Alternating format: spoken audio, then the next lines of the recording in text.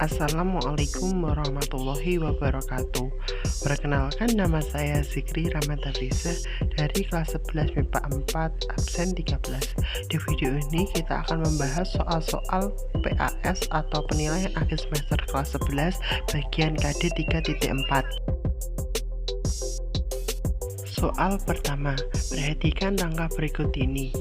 Rangka tersebut memiliki beberapa peran, kecuali option A melindungi organ vital, option B menopang beban tubuh, option C tempat melekatnya tulang dada, option D tempat pembentukan sel-sel darah, E terlibat dalam proses inspirasi dan ekspirasi. Gambar tersebut merupakan rangka sangkar dada yang berupa tulang dada atau sternum dan tulang rusuk atau costa.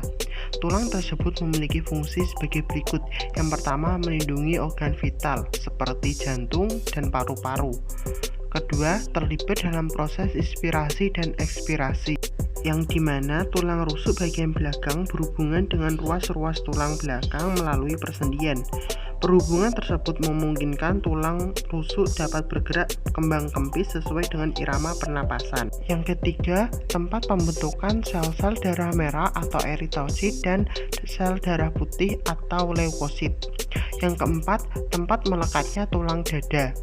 Maka dari penjelasan tersebut, jawaban yang tepat adalah B. Menopang beban tubuh, karena merupakan fungsi dari tulang belakang.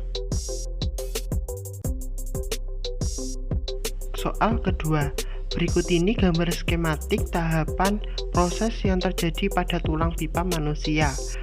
Pernyataan yang benar terkait proses di atas adalah option A.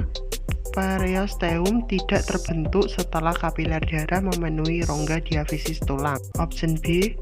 Pusat osifikasi sekunder terjadi pada diafisis tulang sehingga membentuk sumsum tulang.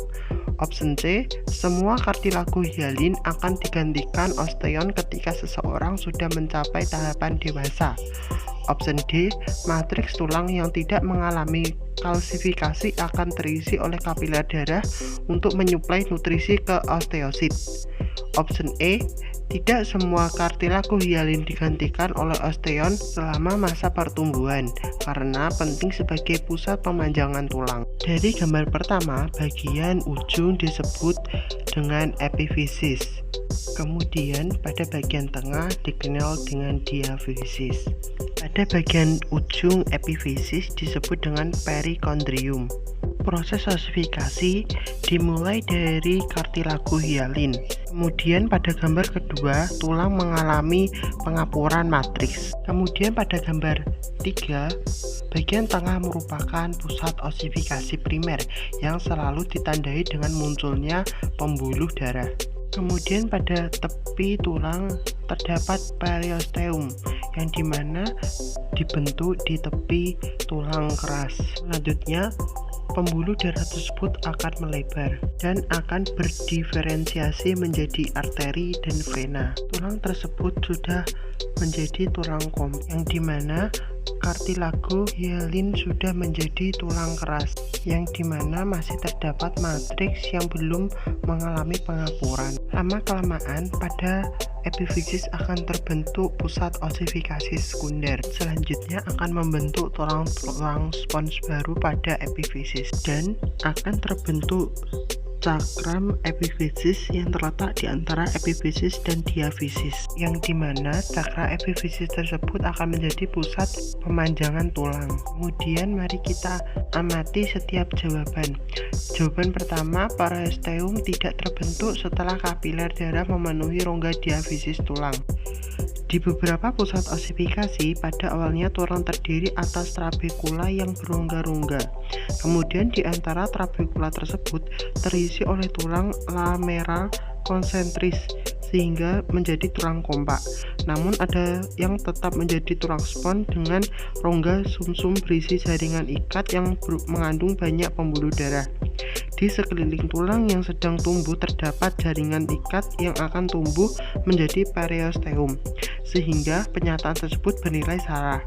Kemudian option kedua, Pusat osifikasi sekunder terjadi pada diafisis tulang sehingga membentuk sumsum tulang. Pernyataan tersebut bernilai salah karena pusat osifikasi sekunder terjadi pada kartilago epifisis di kedua ujung tulang, sedangkan diafisis merupakan pusat osifikasi primer. Option C.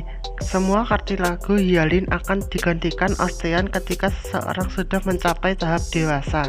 Pernyataan tersebut bernilai salah karena beberapa bagian tulang memiliki tulang rawan yang tidak digantikan oleh tulang keras. Contohnya seperti kartilago artikular atau tulang lawar pesedian dan kartilago cakram epifisis yang terletak di antara epifisis dan diafisis. Option D. Matriks tulang yang tidak mengalami kalsifikasi akan terisi oleh kapiler darah untuk menyuplai nutrisi ke osteosit. Massa osteosit mengalami kalsifikasi atau pengupuran melalui pengendapan garam-garam tulang. Di sekeliling osteoblas akan terbentuk lakuna dan kanalikuli. Aktivitas osteoblas akan membentuk lapisan-lapisan matriks baru sehingga tulang menjadi semakin tebal dan osteoblas menjadi terpendam di dalam matriks. Osteoblas yang terpendam di dalam matriks tersebut disebut osteosit atau sel tulang. Osteosit menjadi terisolasi di dalam lakuna dan tidak lagi mensekresi zat intraselul, hingga pernyataan tersebut bernilai salah. Option E. Tidak semua kartilago hialin digantikan oleh osteon selama masa pertumbuhan karena penting sebagai pusat pemanjangan tulang. Pernyataan tersebut bernilai benar karena tidak semua tulang rawan digantikan oleh tulang keras. Contohnya seperti kartilago artikular dan kartilago cakram epifisis yang merupakan pusat pemanjangan tulang yang terletak di antara epifisis dan diafisis. Sehingga jawaban yang benar adalah pada option E. Sekian video pembahasan kali ini. Terima kasih dan semoga bermanfaat.